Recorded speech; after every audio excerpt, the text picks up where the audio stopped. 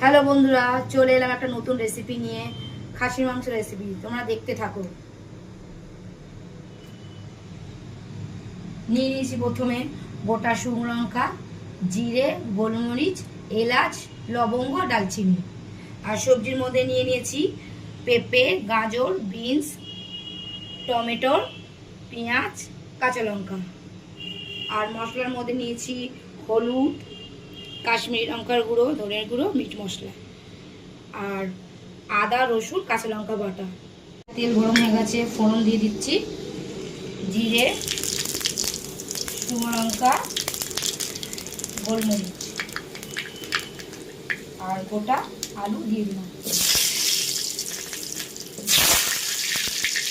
আলুটা তারপরে লাল লাল করে নেড়ে নিচ্ছি।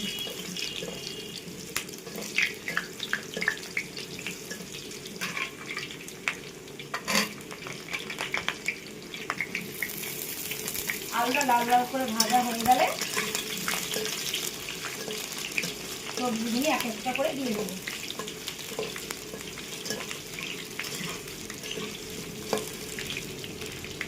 আলুগুলি লাল লাল করে ভাজা হয়ে গেছে বন্ধুরা। এবার দিয়ে দিলাম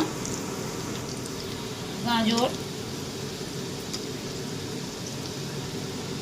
পেঁপে,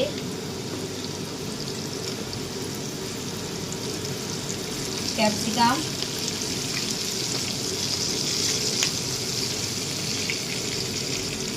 বিনস আর পেঁয়াজ।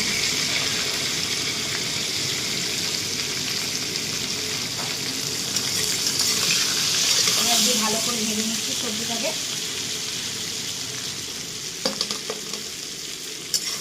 ভালো করে সবজিটাকে ভেজে নিই।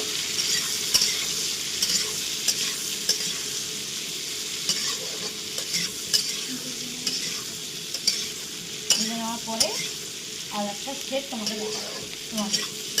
এবার দিয়ে দিচ্ছি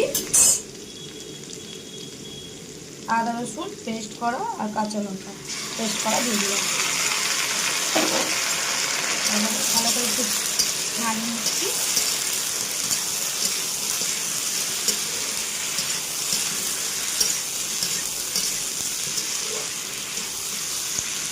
নাড়ানোর পরে হলুদ গুঁড়ো, লঙ্কার গুঁড়ো, জিরের গুঁড়ো আর মিট মশলাটা দিয়ে দিলাম। ভালো করে